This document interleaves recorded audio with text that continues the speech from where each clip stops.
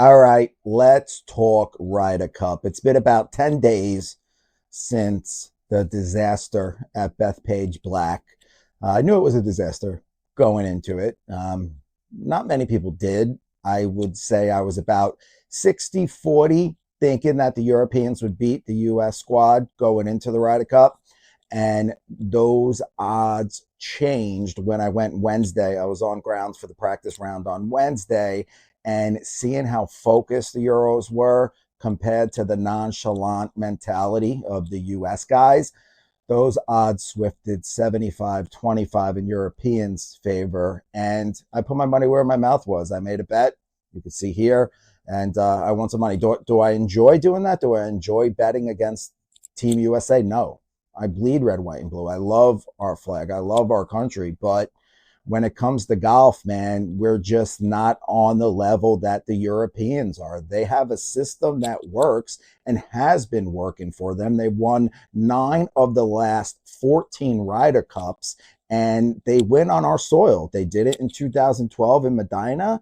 They did it in 2025 in Bethpage. We haven't won a Ryder Cup on European soil since 1995, maybe 93 and 95, which is insane. 99 was Brookline, 97, 95, 93. We haven't won a Ryder Cup on European soil since 1993. That is bananas, especially when you think of the U.S. golfers we've had: Tiger Woods, Phil Mickelson, Jordan Spieth, Dustin Johnson, Brooks Koepka. And where was Dustin Johnson and Brooks Koepka? Where was Patrick Reed? What about 2016? How did we win that? Who did we put up against Rory McIlroy in that opening match at Hazeltine in 2016? Patrick Reed, Captain America. He played great all summer long. From May on Live, he played great. He had a top 10 at one or two of the majors, I believe. And we just left him at home because he's on Live. If these Live guys don't make it on points, they're not going to take them. But we need to take the best 12 guys to the Ryder Cup. Like Live, the European does it. Hatton was there. Rahm was there. I don't know who made it on points or what have you, but I guarantee you, if the European squad thought one of those guys on Lives were better than the 12 guys they were bringing, they would bring him, because they want to win. It's ingrained in their blood. Some of these guys would rather win a Ryder Cup than a major. We've heard Justin Thomas saw that, and you can tell Justin Thomas was pissed off. Look at this picture right here. Look how mad he is. He is looking outside the windows at the press conference at Bethpage Black, watching the Europeans celebrate on our soil, on the putting green at Bethpage Black, spraying champagne and having a jolly time. And he was sitting there answering questions. Keegan Bradley was sitting there answering questions. Questions like, why was the course set up the way it was? The Europeans, the Ryder Cup is a putting contest, okay? So you trim down the rough. Players that have played at Bethpage Black, the Nassau Country Players Club, they were appalled at the way they set up Bethpage Black. Bethpage Black is known for its teeth. Keegan Bradley and the PGA of America went in there and they removed the teeth. They put in dentures. And how are you supposed to win when it comes down to that? The Europeans are better putters. So why don't we mow down the rough and give them better lies when they miss the fairway, so they could get closer to the hole and make more putts. Like, the game plan was so backwards, it's remarkable. And that comes down to, we do not have a system in place to win Ryder Cups. Put it that way. Where is Davis Love III? Davis Love III was the captain in 2012 when Europeans came back and made that miracle at Medina, came back to beat us going into Sunday's 10-6. They won that Ryder Cup. Davis Love III was the captain. So what did they do? They gave him, after the failed Tom Watson experiment in 2014, we all remember that, the United States, PGA of America said, you know what, Davis Love III, you get to do it again. He did it again at Hazeltine in 2016, and we completely demolished the Europeans. We won that going away. Since, I believe maybe he was a vice captain in 2018 in Paris, but since, where is he? He's a winning Ryder Cup captain. Why isn't he involved in this team? Didn't see anywhere that he was involved with this team. If I'm wrong, please in the comments let me know. Where is Paul Azinger? Paul Azinger put the team together in 2008 with the pods, the system. It worked. We won in 2008. Paul Azinger hasn't been asked back. Why are we not asking these guys back? Why? The Europeans are. They got Paul McGinley. He's coming back. He's involved in the selection process. He's involved with the team. Jose Maria Olazabal, I'm sorry, I could never pronounce that name. He's a vice captain. He's involved with the team. Those are winning Ryder Cup captains. They're involved with the team. Who was involved with our team? Webb Simpson, Brant Snedeker, Kevin Kisner, Gary Woodland. Gary Woodland hasn't even played on a Ryder Cup team. Why is he a vice captain? Why? I have no clue. They interviewed Stuart Sink to be the captain of the Ryder Cup. He said it went well. He was expecting a call back. He was overseas with his wife in Europe, and his wife says, oh, Keegan Bradley's the captain of the Ryder Cup. The PGA of America didn't even give him a call and say, we're going in a different direction. You know what? We want you to be a part of the team. Why don't you become Keegan's vice captain, one of Keegan's vice captains, and maybe you can be the captain in 2027 when we go to Ireland. No, the PGA of America is doing everything backwards, and there's no continuity with this Ryder Cup organization. They need to put something in place where there is a general manager per se that directs everything and runs things behind the scenes. Okay, I honestly feel like, I know McGinley is very coy in how much input he has when he's on, live from and on Golf Channel, Golf Central, but McGinley's behind there pulling the strings. You know it. He has too much information about the European team. He says, we did this, we did that. He knows what's going on with the European team. He sets things up. Luke Donald was in place. He sat down with Jose Maria Olazabal, Paul McGinley. What worked for you guys? What didn't work for you guys? Luke Donald changed the shampoo in the hotel room. He changed the beds, the pillows, the bedding in the hotel rooms, so his players would feel better about them. The little things. What did Keegan Bradley do? Keegan Bradley stood up at the President's Cup and he said, they're coming to Bethpage and we're going to kick their ass. And what happened? The Europeans took that quote, they put it on the wall, they looked at it every single day before they went out to play the Ryder Cup. And what happened? You see a picture right here, Shane Lowry lounging with the cup. What's right behind him? We're going out to Bethpage Black to kick their ass. Keegan Bradley. You can't say those type of things. You think Luke Donald said those things? You gave Europeans fodder. Everybody was all over the Americans. The Americans are going to win. The Americans are going to do that. What did Luke Donald did? A smart captain, just like a smart head coach in the NFL or a smart hockey coach, a smart baseball coach would do, manager would do. He told the Europeans, guys, you're the underdog. They don't think you have a chance. You are going to Bethpage Black, New York with that crowd. You guys have no shot. Vegas, look at the odds. Vegas thinks you have no shot. All the critics think you have no shot. All the golf journalists have no shot. What did the Europeans did? They got up, they got hyped, they got laser focused. They went there and they completely destroyed the American team. Looking at the final score 15-13, that doesn't come close to the domination the Europeans did against the Americans those first 2 days.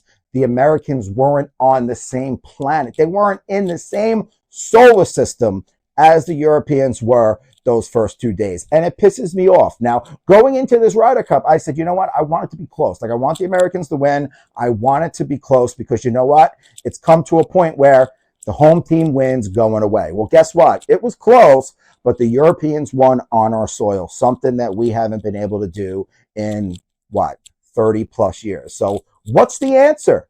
What's the answer here? You see what Luke, and honestly, I gotta, news for you guys. Luke Donald's going to run it back. He's going to be the first 3-time winning captain because you really think with the squad we got and the mess we got going on with the PGA America, we're going to go into Ireland and Darren Manor with Irish fans? I understand nothing will get to New York level. I understand we're crazy, we're rowdy, we curse this, that, the other, whatever. But you know what? Rome was rowdy too. Paris was rowdy.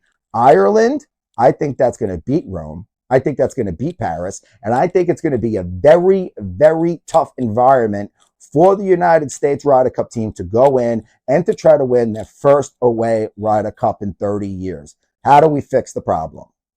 We fix it by getting guys that care and guys who know how to run an organization. It's like, I understand the captain does a lot 2 years leading into the Ryder Cup. And we're going to see all this because they just announced that Full Swing season 4 wrapped up at the Ryder Cup. That's going to be on Netflix next spring. So we're going to see the behind the scenes. We're going to see what went on in that team room. We're going to see how Keegan Bradley prepared. And I'm sure Keegan Bradley prepared well. He's from the Northeast. He played golf at St. John's. This was a dream of his. Keegan Bradley should have been on this team. Keegan Bradley would have served the United States Ryder Cup team better as a player, not a captain. He is a veteran presence in that room. He is their peer. It's kind of hard to tell your peer, you're sitting today, you're not doing that, you're not playing well. Like, you need an older guy that's like a little bit stepped away from the game, like Stuart Sink would have been. Who knows if he would have been a captain? Paul Azinger, Davis Love III. Like, it was an outside-the-box decision.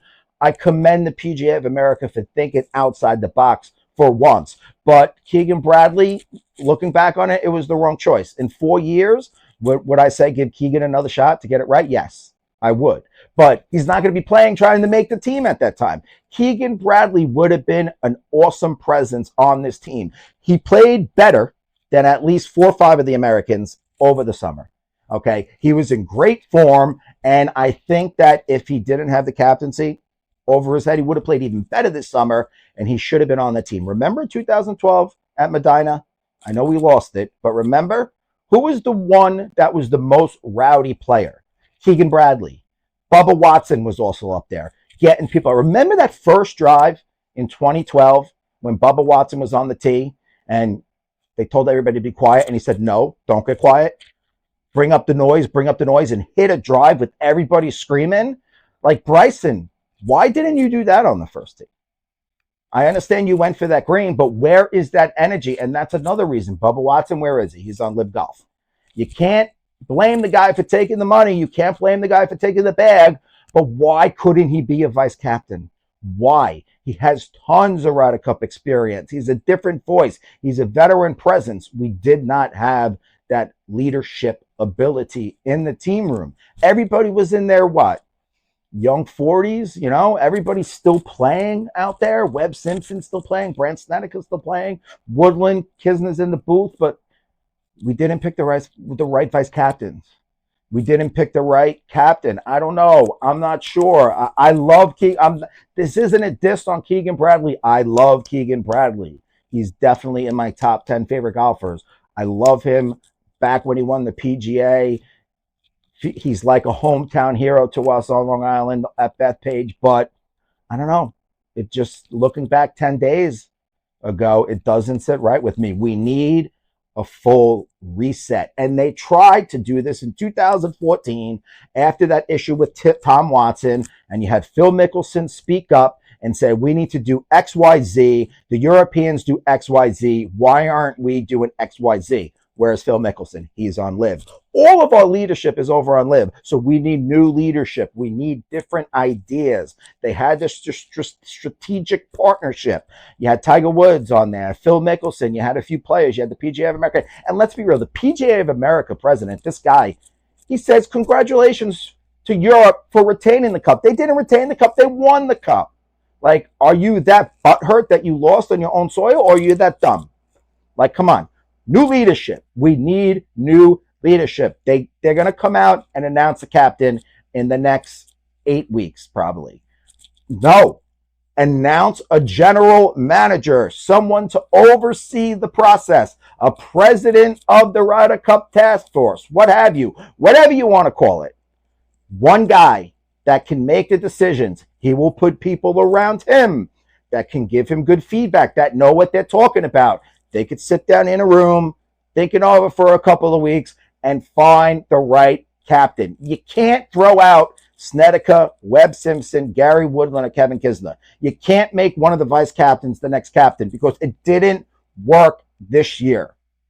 So you're doing this. What's the definition of insanity? Doing the same thing over and over and over again and expecting different results. The U.S. Ryder Cup have been doing the same thing over and over and over again and expecting different results. We got lucky in 2021 at Whistling Straits. We won what? 18-9, 18 and a half to 9.5, whatever it was. There was no Europeans on the ground. COVID hit. They had no fans. They handed us that Ryder Cup. Here, you could have this one. We'll get you back in Rome. And they got us back in Rome. They spanked us in Rome. They spanked us in Bethpage. They spanked us in Paris in 18. We won in 16 because that's where we had good structure. Davis Love III. We had veterans. We had Dustin Johnson, Brooks Koepka, Patrick Reed. Where were those guys? Brooks, come on. You telling me Brooks Koepka, he couldn't get ready? Give him 3-4 weeks to get ready for the Ryder Cup, and he went out there and won 1.5 points. 1 point. That's the difference here, folks. Like, with that comeback on Sunday, all we had to do was win one more match on Friday, one more match on Saturday, and you know what? We might be having a different conversation right here. We just had to win one more match. One more puck goes in. One more better shot. You're telling me Brooks Koepka with his moxie and his 5 majors couldn't gone out there and won an extra point for us? One more than what, let's say, Ben Griffin gave us? Or one more than, let's say, what Russell Henley gave us? JJ Spawn, dog. Cameron Young, dog. Happy you guys were on the team. Sam Burns, I'm still not sold on you, buddy. We need to do more. We need to have an organization put in place. Have a general manager or a president have 8-year terms. That's 4 Ryder Cups. Whoever is underneath him becomes the president next time. He picks his guys. Then that guy becomes so on, so on, so on, and prepare. Listen, Keegan, you're going to be captain in 25. Rant, you're going to be captain in 27. Kisner, 27. Webb, you're going to be 29. Webb, you're going to be captain in 31. Have an 8-year plan. Have a 10-year plan. The Europeans just do it so much better. Shampoo, folks. Just think of that. Think of that. Luke Donald changed his shampoo. That is attention to detail, what have you. Like I said, we need change in the U.S. Ryder Cup team, and hopefully we get that. Talk to you next week, folks.